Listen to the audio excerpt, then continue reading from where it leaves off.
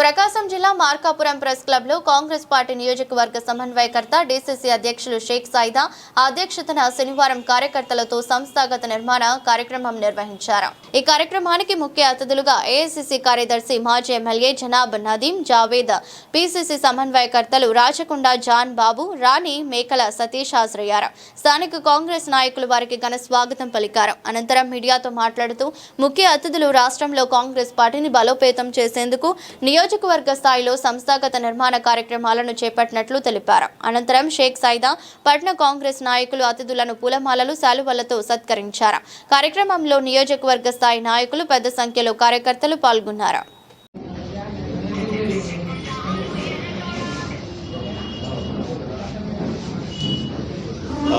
मैं सबसे पहले तो आप सबसे माफ़ी इस बात के लिए चाहूँगा कि मीडिया से बात करने के लिए मुझे हिंदी में ही बात करनी पड़ेगी, क्योंकि मुझे तेलुगु नहीं आती है।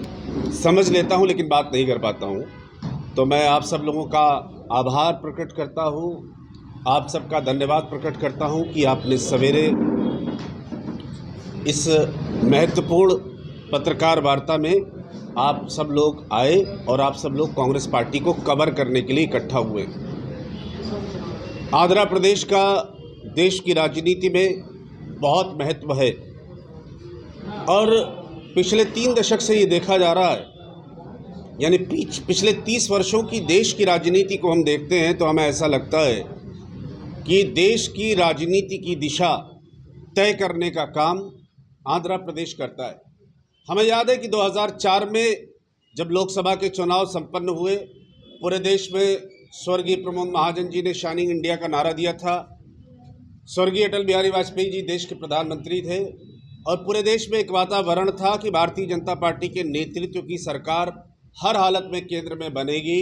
उस टाइम पर देश की जनता ने एक जनादेश दिया, लेकिन विशेष रूप से यूनाइटेड आंध्र प्रदेश ने एक जनादेश दिया था स्वर्गीय वाईएसआर के नेतृत्व में, जिसके चलते यूपीए 1 बना, भाजपा की केंद्र से सरकार गई और राज्य में भी और केंद्र में भी कांग्रेस पार्टी के नेतृत्व की सरकार स्थापित हुई।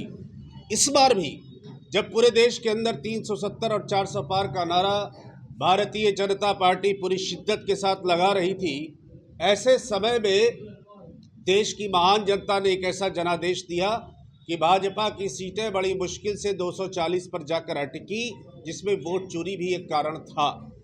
लेकिन आंध्र प्रदेश के तरफ से चंद्रबाबू नायडू जी ने प्रधानमंत्री मोदी जी को समर्थन किया और जिसके चलते केंद्र में मोदी जी की सरकार समर्थन से और सहयोग से बन पाई।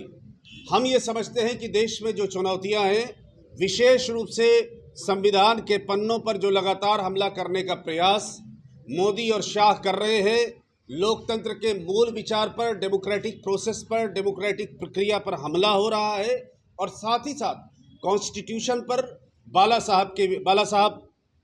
साहब भीमराव अम्बेडकर के विचार पर, गांधी, नेहरू, मौलाना आज़ाद की सोच पर जो हमला हो रहा है, उसके खिलाफ पूरे देश के अंदर अगर कोई आवाज़ है जो मजबूती के साथ लड़ रही है, तो वो हमें गर्व है कि हमारे नेता श्री राहुल गांधी जी की आवाज़ है, दूसरी कोई आवाज़ नहीं है। साथ ही साथ आंध्र प्रदेश को हम बहुत उम्मीद के साथ देखते हैं। बड़ा महत्वपूर्ण राज्य है, 175 विधानसभा की सीटें हैं और हमें उम्मीद है कि इस बार जिस तरह का जनादेश आया, जिसमें टीडीपी को तो भारी बहुमत मिला, मगर वाईएसआरसीपी को मात्र 11 विधानसभा की सीटें मिली हैं। हम उम्मीद करते हैं कि आने वाले समय में हम टीडीपी को भी बाहर करेंगे, वाईएसआरसीपी को भी बाहर करेंगे और हमारी जो विरासत है, जो विरासत गांधी, नेहरू, मौलाना आज़ाद, सरदार पटेल और अम्बेडकर की थी, जिसको लेकर केंद्र में राहुल गांधी चले, राज्य में कांग्रेस पार्टी चल रही है। और ख़ास तौर से मैं ये बात कहना चाहता हूँ कि वाईएसआर की विरासत और वाईएसआर का काम कांग्रेस के साथ रहा है। आज उनकी बेटी प्रदेश कांग्रेस कमेटी की अध्यक्षा हैं। हम सब लोग मिलकर नए सिरे से कांग्रेस को मजबूत करने का प्रयास संगठन सृजन के माध्यम से कर रहे हैं। 2024 में बेल्लारी में महात्मा गांधी की याद में कांग्रेस पार्टी का एक अधिवेशन आयोजित किया गया था। पूरे फ्रीडम मूवमेंट के वक्त केवल एक बार महात्मा गांधी 1924 में 1924 में कांग्रेस पार्टी के राष्ट्रीय अध्यक्ष निर्वाचित हुए थे। उनकी याद में 2024 में एक बड़ा अधिवेशन आयोजित किया गया।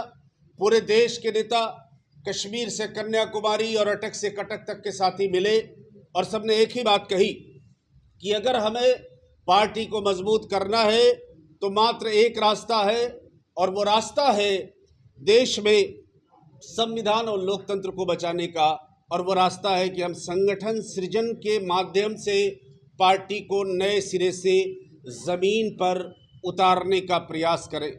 पूरे देश के अंदर संगठन सृजन का काम चल रहा है। मेरा सौभाग्य है कि मैंने मध्य प्रदेश में, उसके बाद पंजाब के फरीदकोट में, उसके बाद राजस्थान के धौलपुर और करौली जनपद में, और अब आपके जनपद में संगठन सृजन के काम के लिए आया हुआ। पिछले कई दिन से मैं और हमारे डॉक्टर जान साहब, जो कि साथ के ज़िले के हैं, MBBS डॉक्टर हैं, कांग्रेस के समर्पित साथी हैं, हमारे भाई सतीश गारू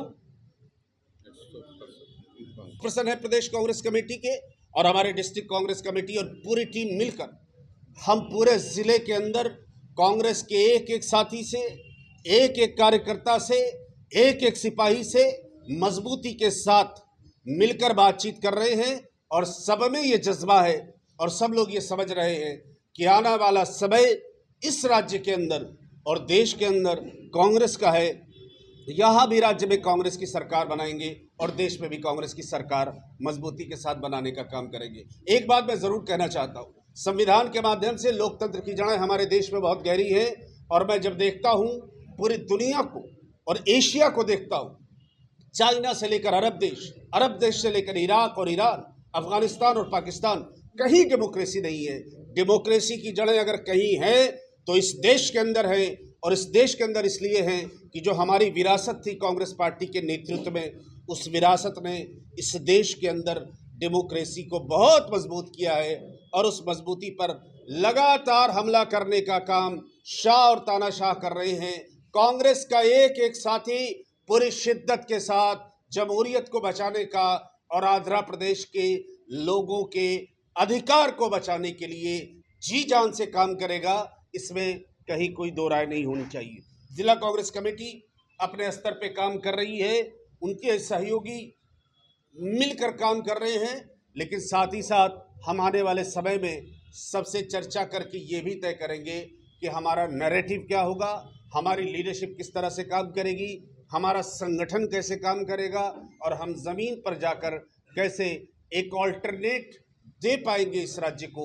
ऐसे ही विमर्श और ऐसा नैरेटिव बनाने की कोशिश कांग्रेस के तमाम साथी मिलकर कर रहे हैं, और इसी दिशा में आज का ये ज़बरदस्त कार्यक्रम आयोजित किया गया है। और इसके बाद अन्य विधानसभा क्षेत्रों में भी हम लोग जाकर लोगों से संपर्क और संवाद बनाने का प्रयास करेंगे। मैं मीडिया के साथियों का एक बात बहुत दिल की गहराई से दोबारा शुक्रिया अदा करता हूँ कि आप आए, और उम्मीद है कि आपके माध्यम से हमारी बात जनपद में भी और प्रदेश में भी पहुँचेगी। बहुत बहुत आभार।